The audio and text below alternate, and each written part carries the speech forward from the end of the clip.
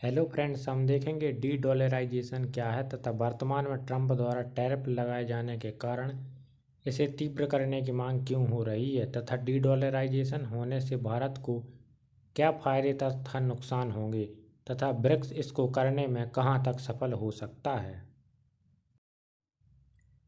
D dollarisation का मतलब क्या है?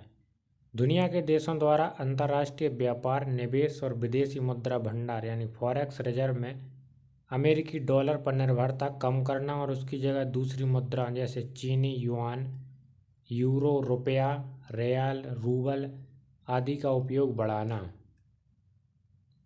डी डॉलराइजेशन क्यों हो रहा है?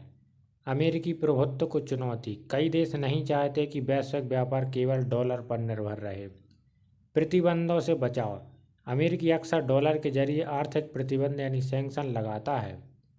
आर्थिक स्थिरता। डॉलर की कीमत में उतार चढ़ाव से अन्य देशों की अर्थव्यवस्था प्रभावित होती है। ब्रिक्स देशों का प्रयास। ब्राज़ील, रूस, भारत, चीन और दक्षिण अफ्रीका जैसे देश अपने व्यापार में स्थानीय मुद्राओं का उपयोग बढ़ा रहे हैं। इसके उदाहरण, रूस और चीन अब तेल गैस का व्यापार डॉलर की बजाय युआन और रूबल में कर रहे हैं। भारत ने रूस से कच्चा तेल खरीदने के लिए रुपया रूबल तंत्र बनाया है। खाड़ी देश जैसे यूएई, सऊदी अरब भी चीन के साथ युआन में व्यापार करने लगे हैं। सरल भाषा में कहें तो डी डॉलराइजेशन डॉलर की जगह दूसरी मुद्राओं को इस्तेमाल करना ताकि अमेरिका पर निर्भरता घटे और देशों को अधिक आर्थिक स्वतंत्रता मिले।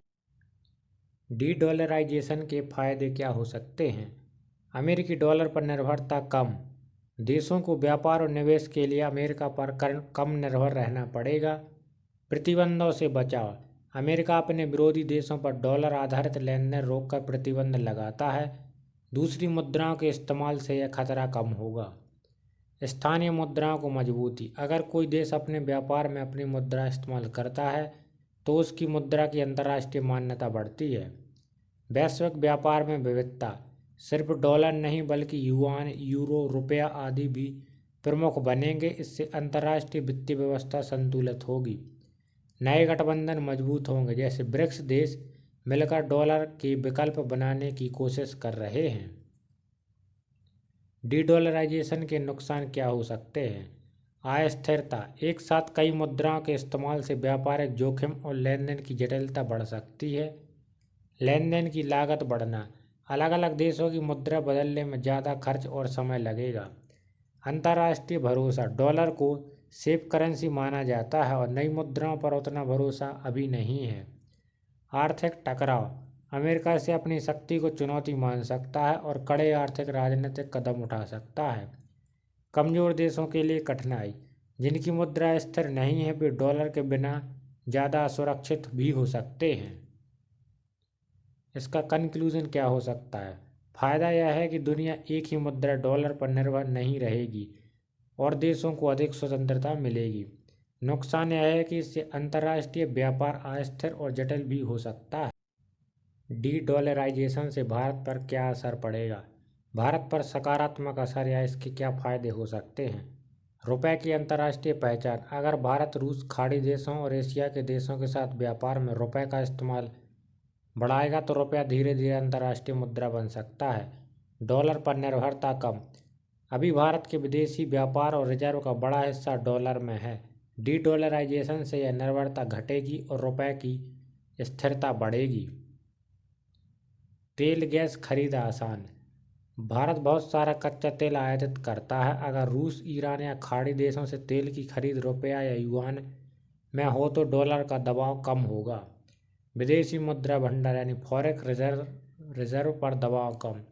भारत को अपने रिजर्व में इतनी बड़ी मात्रा में डॉलर रखने की ज़रूरत नहीं होगी।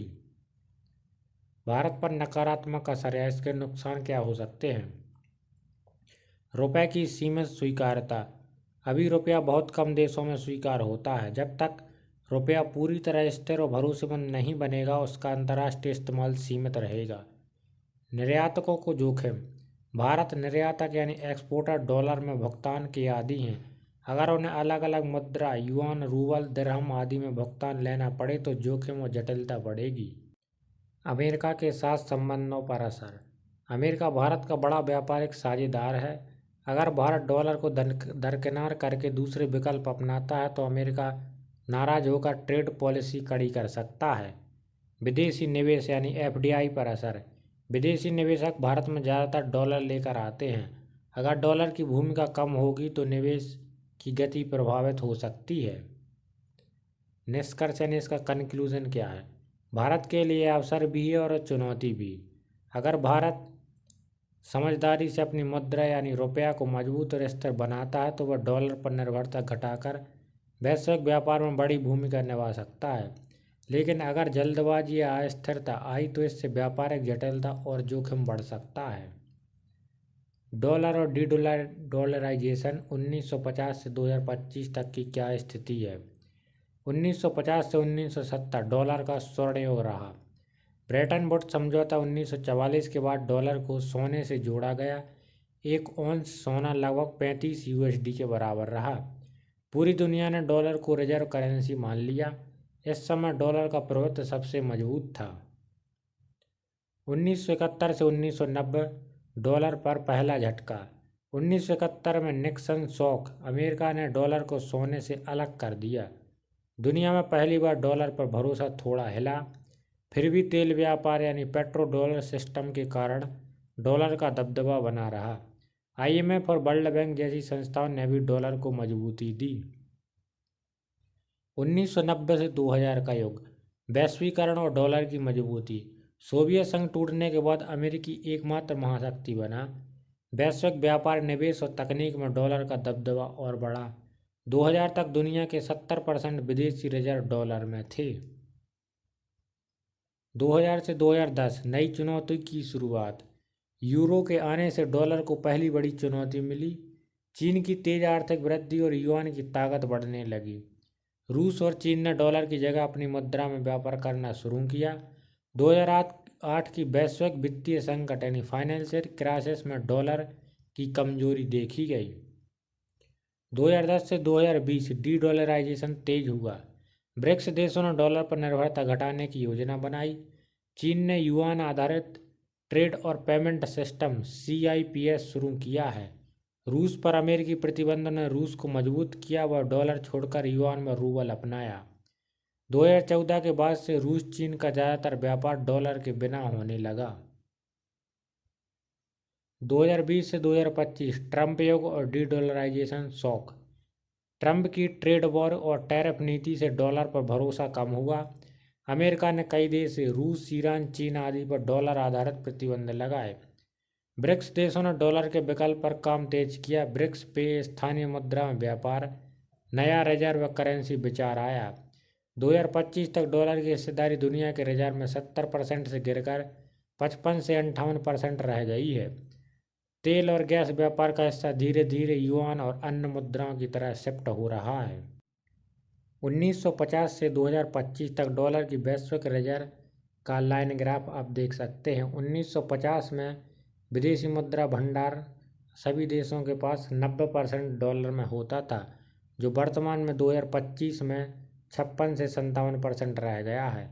इसमें आप साफ देख सकते हैं कि 1950 में डॉलर का दबदबा 90% था, लेकिन यह 2025 तक घटकर 56% रह गया। यानी धीरे धीरे डी डॉलराइजेशन बढ़ता जा रहा है। 1950 से 2025 तक वैश्विक रिजर्व मुद्राओं का हिस्सा डॉलर लगातार घट रहा है। जो 1950 में 90% था वो वर्तमान में 56% रह गया है। यूरो 1999 के बाद से तेजी से बढ़ा, लेकिन अभी 20% पर स्थिर है। युआन 2010 के बाद से उभर रहा। 2025 तक इसकी योगदान 7% है। अन्य मुद्राएं पाउंड, येन, फ्रैंक आदि लगभग 15 से 20% फॉरेक्स रिजर्व में हिस्सेदारी बनाए हुए हैं। भारत के विदेशी मुद्रा भंडार यानी फॉरेक्स रिजर्व में डॉलर बनाम अन्य मुद्राओं का हिस्सा 1990 से 2025 का ग्राफ आप देख सकते हैं। डॉलर जो 1990 में 85% फॉरेक्स रिजर्व का हिस्सा था, अब 2025 में घटकर 58% रह गया। यूरो धीरे धीरे बढ़कर 16% तक पहुंच गया और युआन 2010 के बाद से उभरकर अब 7% तक पहुंच गया है। अन्य मुद्राएं जैसे जापानी येन, पाउंड, स्विस फ्रैंक आदि लगभग 19% का योगदान रखती हैं। भारत के व्यापार में डॉलर और अन्य मुद्राओं का हिस्सा 1990 में डॉलर 90% था, यूरो 3% और युआन 0% की हिस्सेदारी में था। वहीं 2000 में डॉलर घटकर हो गया 85%, यूरो 5% और युआन 0%। 2010 तक डॉलर हो गया 80%, यूरो 7% और युआन 1%। वहीं 2020 तक डॉलर 70% रह गया है, वहीं यूरो 10% और युआन 5%। और 2025 तक डॉलर 60%, यूरो 12% और युआन 10% की हिस्सेदारी रखता है। की पॉइंट यानी इसका निचोड़ क्या हो सकता है? डॉलर का दबदबा घट रहा है। 1990 में 90% से घटकर 2025 में 60% रह गया। यूरो और युआन का रोल बढ़ रहा है, खासकर यूरो पर चीन के साथ व्यापार के कारण। अन्य मुद्राएं धीरे धीरे 15 से 18% हिस्से पर पहुंच गई हैं। भारत अब अपने व्यापार को मल्टी करेंसी सिस्टम की तरफ ले जा रहा है ताकि डॉलर पर पूरी निर्भरता न रहे। भविष्य का अनुमान 2030 और 2040 के लिए। नीचे एक अनुमानित तालिका प्रस्तुत है जिसमें भारत के अंतर्राष्ट्रीय व्यापार में मुद्राओं का संभावित वितरण दिखाया। 2025 में डॉलर का योगदान है 60%, यूरो 12%, युआन 10% और अन्य मुद्रा 18%। वही 2030 तक अनुमानित है डॉलर रह जाएगा 50%, यूरो 15% हो जाएगा बढ़कर, युआन 15% और अन्य मुद्राएं 20%।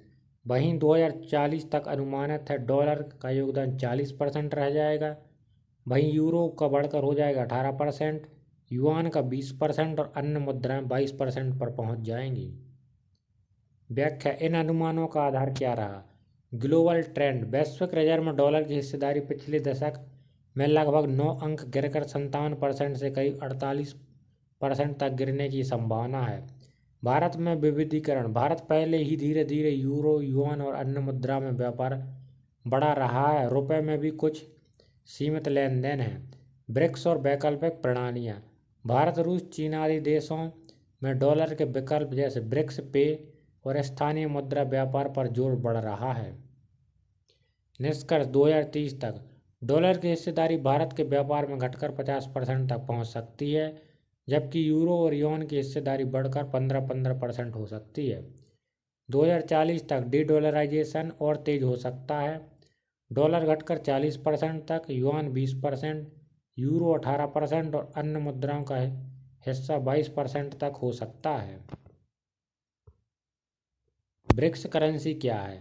ब्रिक्स मुद्रा यानी ब्रिक्स करेंसी एक प्रस्तावित साझा मुद्रा या कॉमन करेंसी है जिसे ब्रिक्स देश जैसे ब्राजील, रूस, भारत, चीन और दक्षिण अफ्रीका ने डॉलर पर निर्भरता कम करने और अपने बीच के व्यापार को मजबूत करने के लिए शुरू करने की योजना बनाई है। इसका उद्देश्य क्या है? डॉलर पर निर्भरता कम करना। अभी अंतर्राष्ट्रीय व्यापार में डॉलर का बोलबाला है।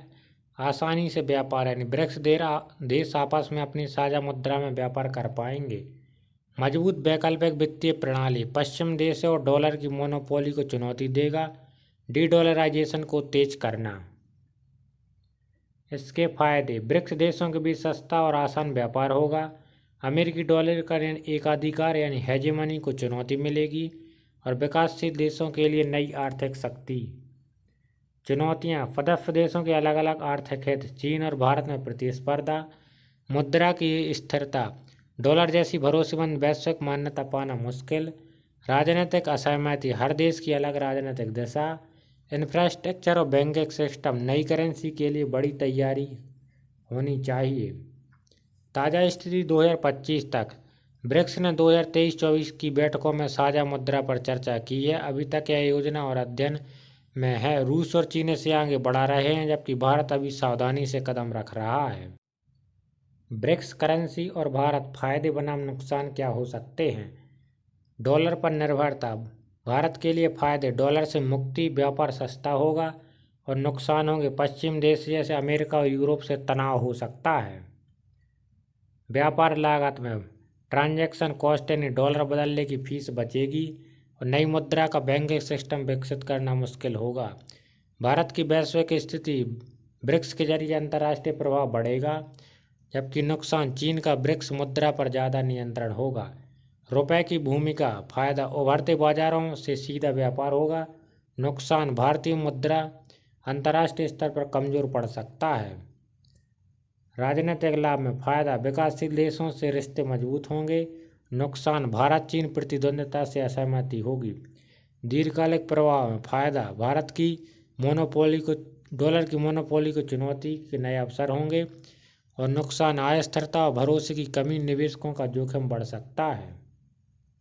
यदि हमारे द्वारा दी गई जानकारी आपको पसंद आती है तो हमारे चैनल को please like, share and subscribe करें। Thank you.